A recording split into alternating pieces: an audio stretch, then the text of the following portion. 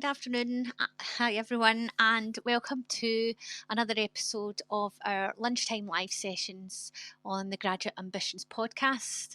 I'm Lisa Brennan, and I am about to be joined by Anya Pini of the Graduate Ambitions team. So, we will be here to really go through some questions that we've been asked on interviews. So this is our kind of topic that we have picked for today, just based on the number of questions that we've been receiving. But in general, if you do come on and join us as we're live, if you've got any question about your job search or your transition from university to the workplace, then please feel free to input that into the message box at the bottom, and we can hopefully answer that. But in future, if you notice that we are going live and you're not able to join us, you can submit a question to us either through LinkedIn or through email to graduates@strategicambitions.com. But the easiest way to keep up to date with what's happening with the Graduate Ambitions podcasts are to subscribe so that you're getting all of the notifications. The podcast consists of these lunchtime live sessions, but also we do have other sessions in the series which include some guest speakers from employers. So you can go on and check out those that have already been uploaded onto the podcast site. And then, just look out for notifications of future employer sessions as well. So Sanya, how are you doing today? Good, thank you. Good. We do have, as I said, quite a number of questions to get through today. So Anya, as always, is a person who collates the questions and keeps me in check. So I'll hand over to her and she can get us kicked off. Yes, so I'm Anya. I work with Graduate Ambitions and have done for just over half a year now. So yes, interviews and interview tips, something that can cause a lot of anxiety and nerves. And if you are feeling a little nervous, I hope this podcast can help a little with that. I think we should start with a question that we have been asked. And this one asks, I always worry so much about what I'm going to be asked that it really impacts my nerves and anxiety before interviews. Any tips to prevent this? What do you think about that one, Lisa? Well, I think we always talk about preparation at Graduate Ambitions and how preparing ahead of any selection process, including interviews, is really the best thing that you can do to try and counteract those nerves. Now, I know, it's really hard because you are stepping into the unknown, really, and that's really what brings about that kind of anxiety and the fear. And it's something that happens for all of us. It doesn't matter what level someone's at or how much experience they've got. You still get nervous when you go for an interview, and I'm the same. I've been interviewing people for a long time. The best part of 30 years probably, for different jobs. But I still get nervous when it's me that's going, because it is something that's important to me. You do want to put yourself across in the best way. So I think when you're going for an interview, there's some key things that you can do. So one is really be aware of how long is this interview going to last. If it's like a really early stage interview in a process, it's maybe only going to last for half an hour. So during that time, you'll probably only get asked about 3 questions. So you can use that initially to think about, right, okay, I'll be doing an introduction about myself. I'll probably be asked what I know about the company.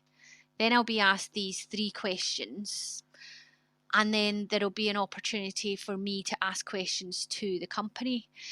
So that's half an hour. It's gone. It's really quick.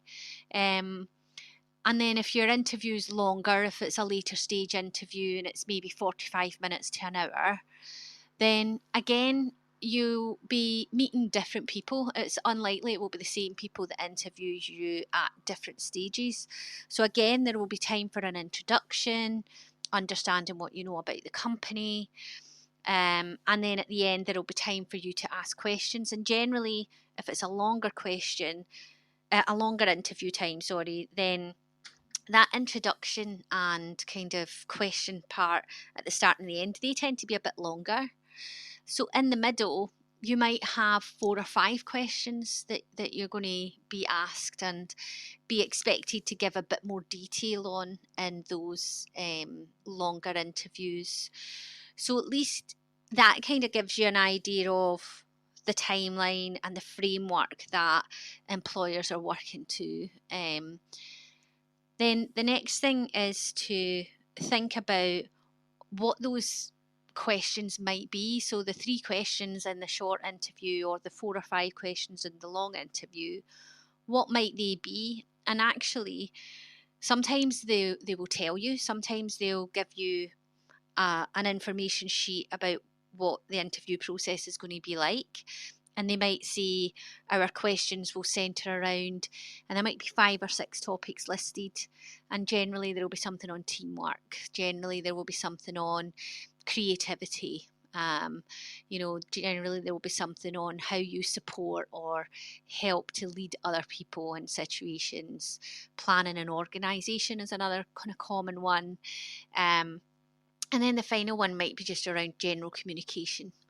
So that's 5 topics kind of straight away that are really, really common for employers to ask.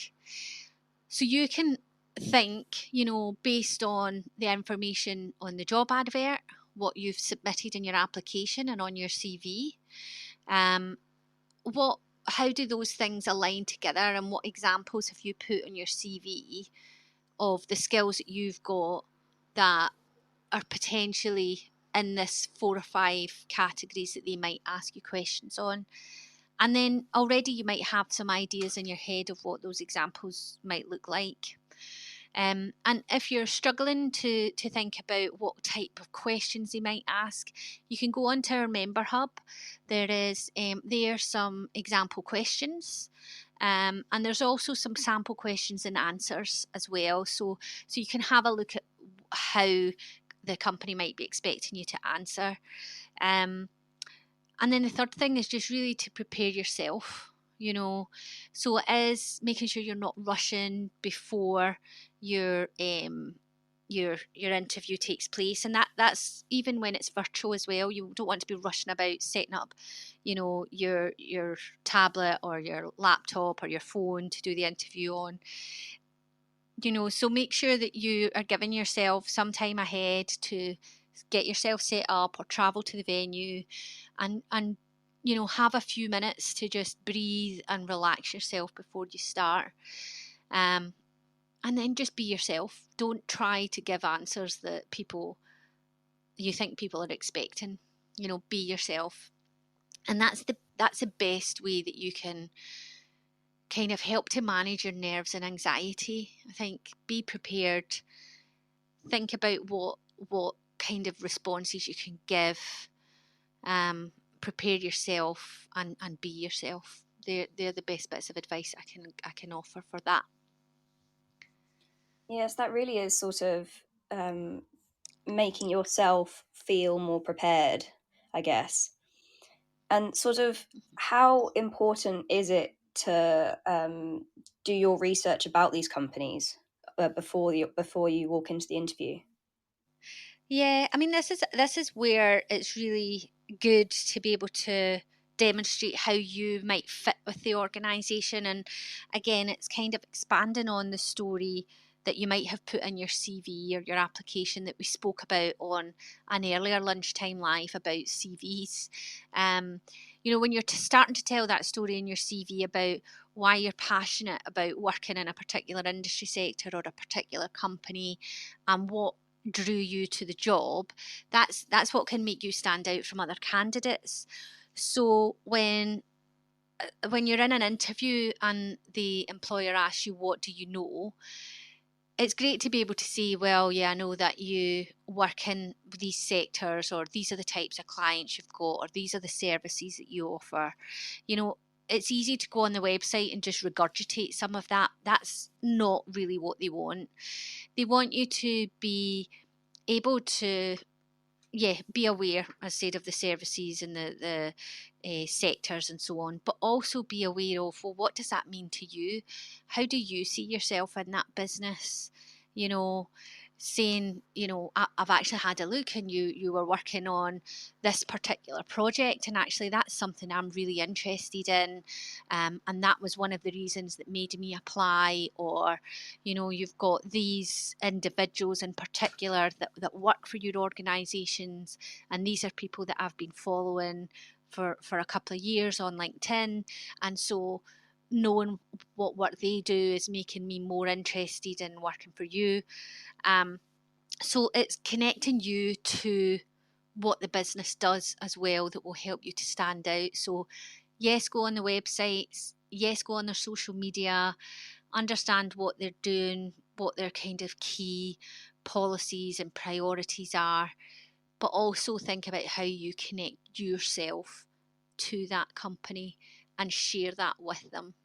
And that's a really good way to start building on the story you've already told in your application. Yeah. Yeah, and when I was doing my interviews, I always felt like the questions that they were asking always felt like it was a bit of trick questions, and I was always trying to manipulate my answers in a way to what they think, what I think that they want to hear. And I know that a lot of interviewers really don't like that because they can see that a mile off. Is that something that you can see a mile off as well? Yeah, yeah, you really can, because you start to lose the detail of it, because it's something that it's not a situation that you've done, or you might have been part of it, but actually somebody else was doing the thing that you're describing. So as the interviewer starts to probe, you can kind of tell, right, they didn't actually do that, or they they've got an awareness, but yeah, perhaps they've not got as much experience in it as they're trying to put across. And it goes back to being yourself, and it's really hard actually when you're at early stages of your career, because you do want to impress, but sometimes you feel like your experience isn't worthy, or it's not good enough, or you should be able to do more. But at that stage in your career, the employer knows, right, this is you starting out, there is going to be a learning curve. um, they're not expecting you to come in and be able to do absolutely everything, or make decisions, or take on lots of responsibility.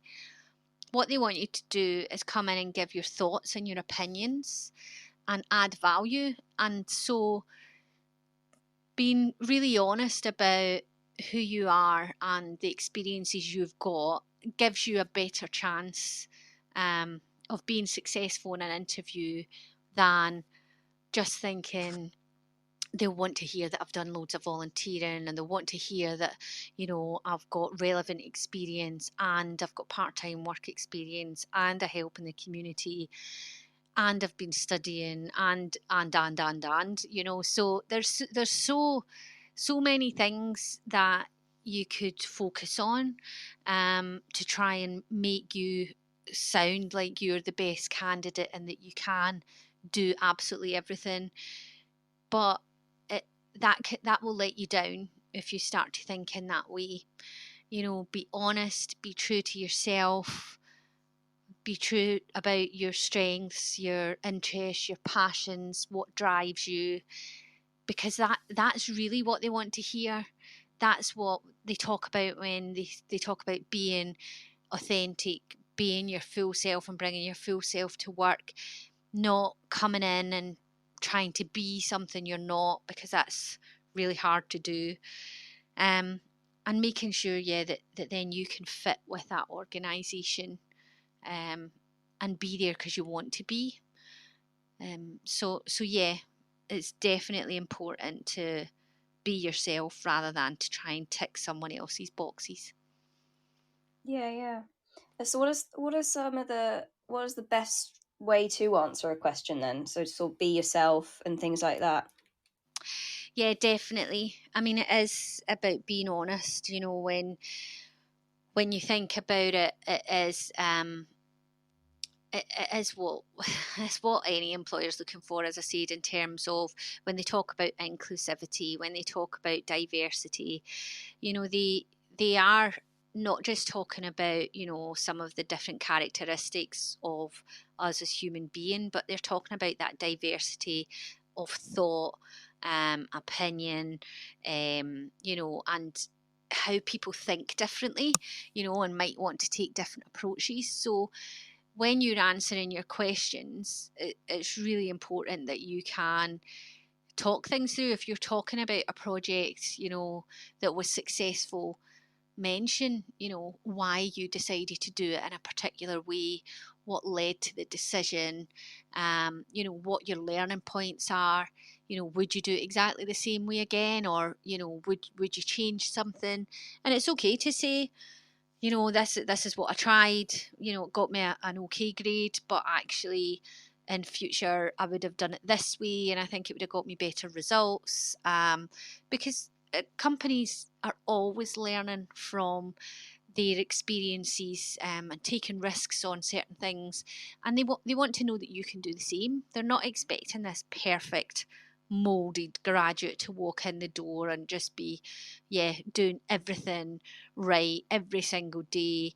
um that's not real life, and it's not what they expect, and there's no such thing as a perfect mold of a graduate. So definitely be yourself, and as I said before, answer the questions truthfully. So really thinking about some examples ahead of time can really help you with that. And also when you are answering honestly and being yourself, it takes some of the pressure and the anxiety off you, because you know who you are, you know what these experiences are, so you can go into detail, um, and you can share your thoughts and opinions on what you have done and why it's been important to you, or how you've developed from a certain situation. um, and these are the types of things. It should be more like a conversation you're having with the interviewer, rather than it being a stilted, they ask a question, you respond, they want to know a bit more, you respond. So if it's more like a conversation, again, you can relax a bit more into it. So I think definitely that's my thoughts on how you would approach um, answering a question. Yeah, I feel like if it's just a conversation and it sort of seems like it's just a conversation between two friends or whatever, I feel like both parties will be able to relax a bit and questions will flow easier, more easy, and answers will be easier. I feel like I would struggle a whole lot less if I felt that pressure being taken off. Yeah, yeah. And don't forget, like, although the person who's interviewing you will be seeing more people than you, at the end of the day, they're just another person, and they've also Mm. been through an interview experience. So they want you to do well. They want you to do your best. They're not there to trick you. A bit like you said earlier on. You feel a bit like sometimes it's a trick question, or you're not sure how to answer. I mean, sometimes companies ask really bizarre questions like, "What kind of animal would you want to be?" Or, like, if you were in this situation, what would you do? And it's like quite subjective, So, but that's few and far between now. And sometimes certainly those questions can seem like a trick question, but the majority of companies now, they look for ways to ensure that the questions that they ask make sense to the actual person being interviewed, the candidate, and also to being it makes sense to them, and it's something that they can say, well, this person provided, an answer that we would rate more highly than this one, because they have to be able to rate the responses. Um, so yeah, I would say that it's very few and far between you would get someone who's out to trick you. And if you do, I would also say that's probably not the type of company you want to work for anyway. So yeah, just trust that the person interviewing you wants you to do your best. Treat them just like you would treat any other person, and yeah, try to relax into it. Yeah, and it's funny you mention the question about what sort of animal you'll be, because when I had an interview a couple of years ago, went dreadfully. They asked me that question, and I had no idea how to answer because it just surely was a trick question because there can't be a correct answer to that. I And know, it yeah. was really, really difficult because I had no idea what to say. I think I can't remember which animal I said, but I left the interview thinking, I have no idea how they took that. Yeah. Yeah, this next question is kind of interesting because it's very relevant with the current climate with COVID and things, and they're worried that they won't have that connection with the interviewer because the interview is virtual, and what can they do to help that? And I I understand how that might be tricky because social cues may be off, timings may be off, Wi-Fi issues. And what's some advice that you have for a virtual interview? Yeah. I think these things are getting better. I think especially COVID has forced us all to become very familiar with being on video, and feel less, some people used to feel a bit embarrassed about putting their camera on because they didn't want to see themselves on screen, or you were worried about, sometimes there is that kind of few seconds lag, it's not completely, everything's not completely timing right, and you kind of worry you're talking over people, um but I think when it comes to things like that, when you've got that timing issue, and a lot of other things, it's about calling it out there and then. You can say, oh, we've got this time lag. Ask the interviewer, do you want? Would it be better if we signed off and signed back on again? You might get a better connection. Or just say, I'm really sorry, I don't mean to be talking over you, but I've got a bit of a time lag. Just so that they recognise that you understand this is the issue, and that you are referring to it, and it's not just your nerves that mean that you're speaking over them, kind of thing. So yeah, I would say that's one thing to think about. But when you are on screen, the easiest way to kind of build that rapport is still the same things. It's still by trying to make a connection, So when you are kind of coming on screen and, saying hello and, doing your introduction to yourself, it can be as it was, as if you were in person.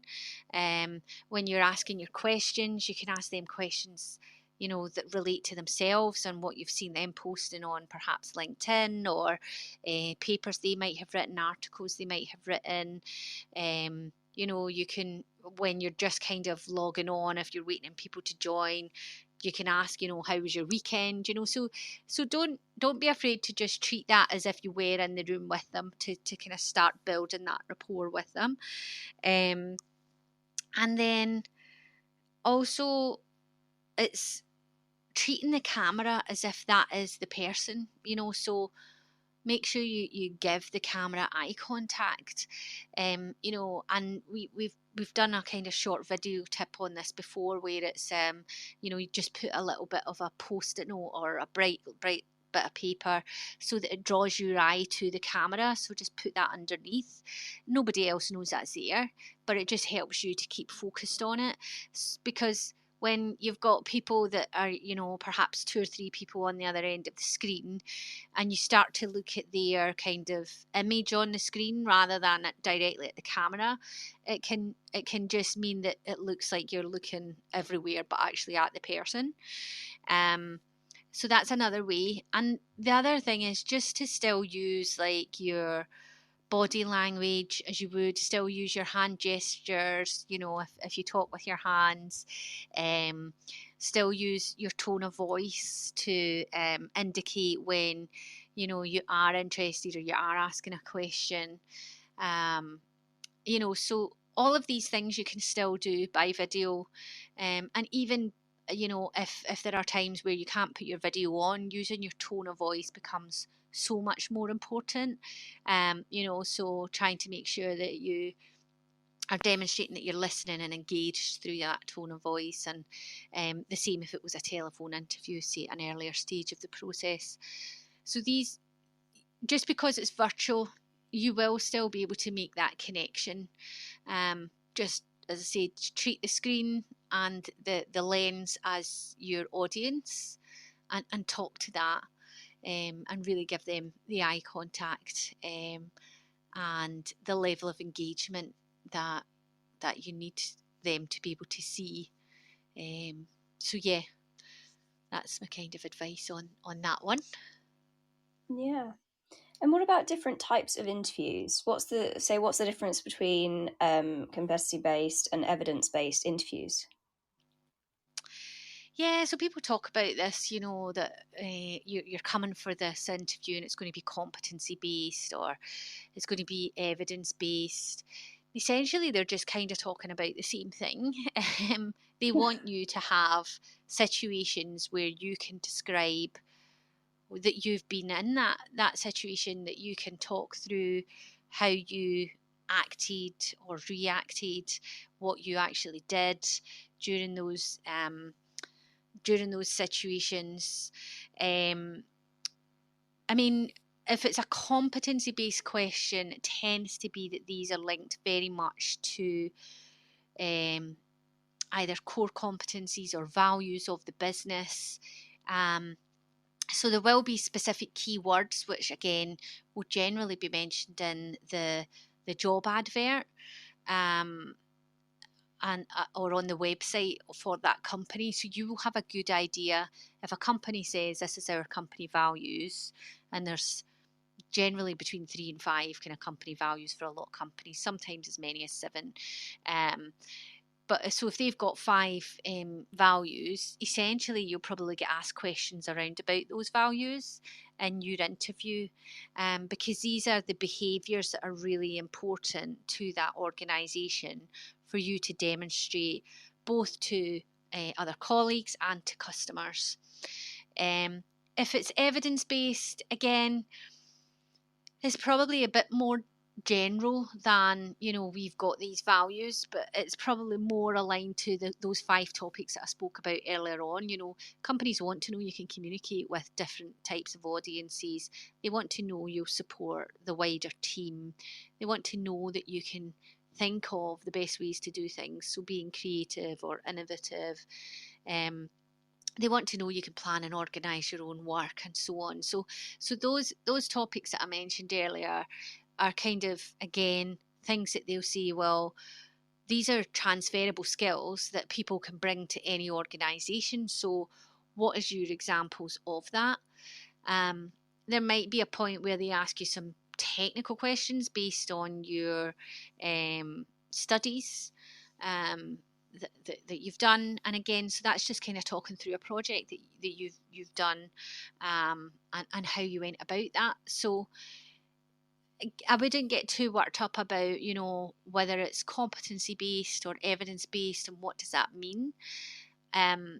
I think it's, again, look at the company values, the words they're using in their job descriptions and so on, and that will give you a really big indication of the types of topics that they'll cover in the questions. And we also talk a lot in recruitment about how people answer the questions and the type of information that employers are looking for. And we generally talk about this STAR method.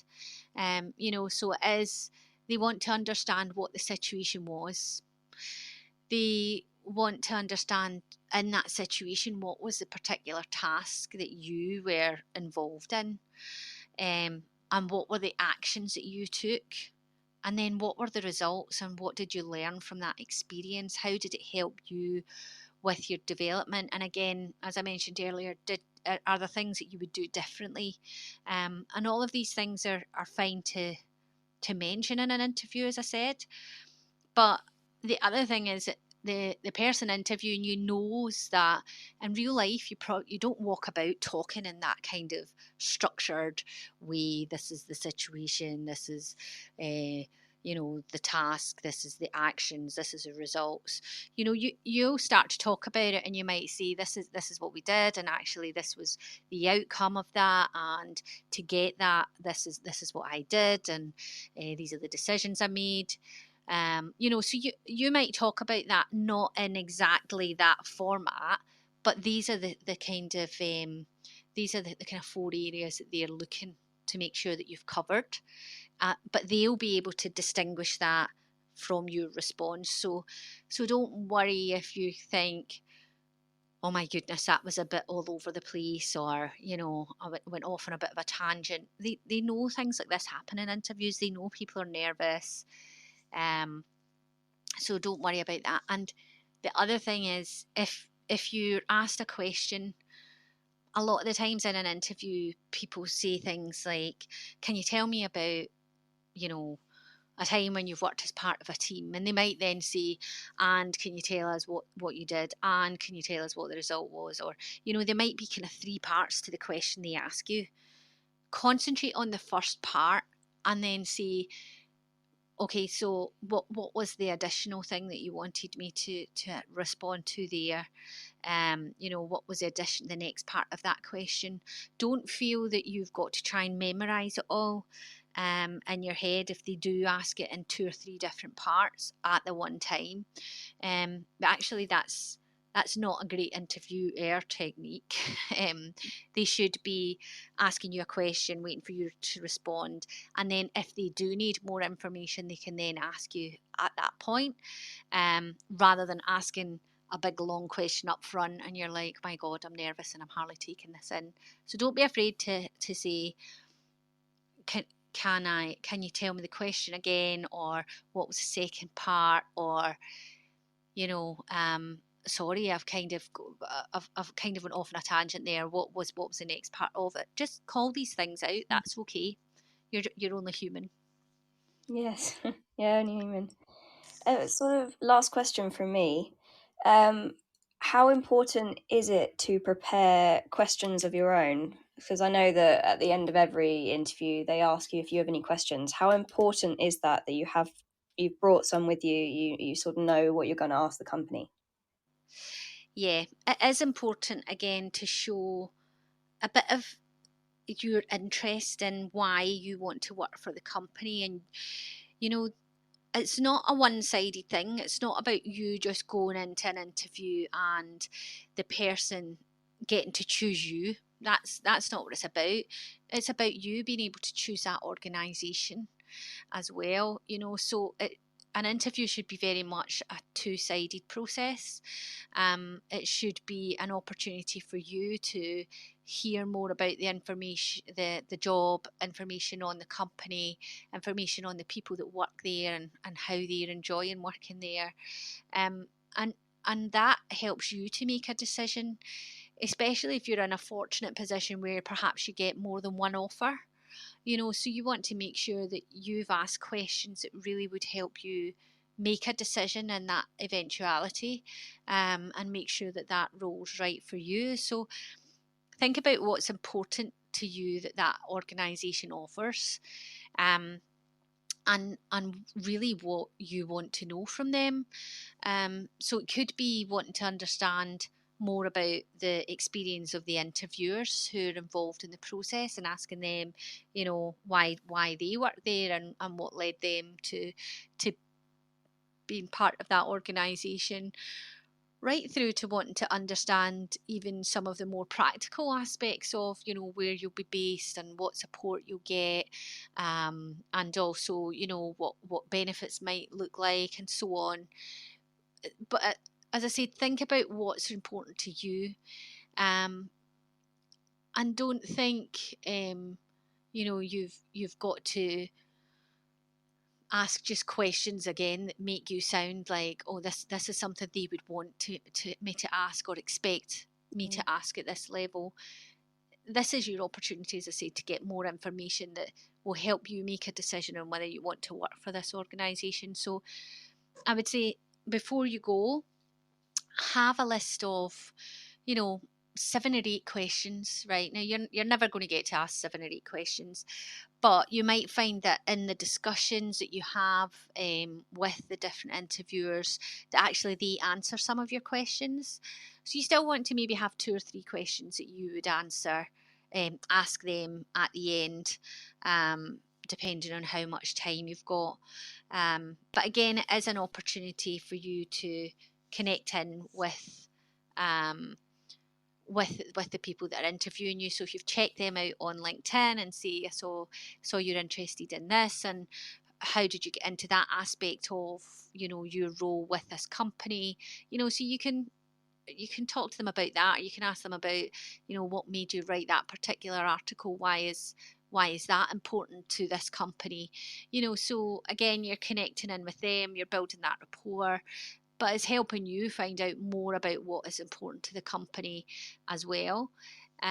So yeah, it's really important for many reasons, but definitely the most important one is that any question you ask helps you to make a decision about whether or not you would want to work with that organisation. So yeah, that's kind of, I would say, the best thing to think about when you're deciding what that list of questions would be. Yeah, yeah, good. Yeah, I hope all this has been very helpful, actually. Yeah, I know. I must say, I'm really quite enjoying doing these live sessions, Yeah, and so, um, yeah, if as I said, you subscribe, on whatever platform you happen to be listening to us on, because I know we're on the majority of the kind of standard podcast platforms, and we're on YouTube as well. So, yeah, like, subscribe, hit a bell, whatever it is that will get you the notifications of any future lunchtime lives and any future podcasts with employer guests. Then, yeah, we will start to advertise these a bit more in advance. But as I said earlier, you can definitely submit any question to us, you know, ahead of time, or come on and ask it live, by typing it in the message box. And yeah, we can get you some personalised, tailored advice to you, as we go through these sessions. So yeah, we hope you all enjoy listening, and Anya and I will be back in a couple of weeks' time. perfect. Thanks very much. Okay, Speak soon. speak to you soon. Bye.